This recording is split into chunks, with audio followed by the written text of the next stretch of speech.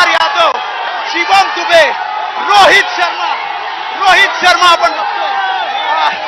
मुंबईकर रोहित शर्मा, मुंबईकरांचं प्रेम रोहित शर्मावर किती आहे हे तो बघतोय. आणि आपण विजयी झालो हे पुन्हा एकदा आपल्या देहबोलीतून सांगतोय. स्वप्न आपण साकार केलं ते आपल्या देहबोलीतून तो सांगतोय. आणि स्टार जो वर्ल्ड कप मध्ये होता तो स्टार सुद्धा आपल्याला इथे पाहायला मिळतोय. अक्षर पटेल सुद्धा समोर आहे.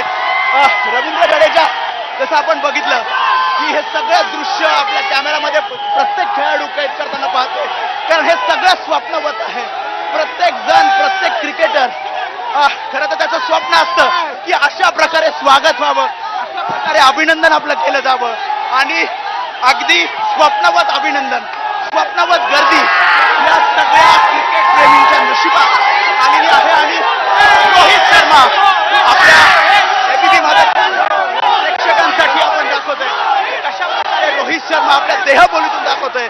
आपण साकार केलंय, आपण जिंकलो. आपण साधारणपणे आपण बघितलं तर 17 वर्षांनंतर पुन्हा एकदा T20 वर्ल्ड कप तो मानतोय. हे सगळे करतोय. 2 किलोमीटर अंतर आहे. अंतर पण आनंद आपला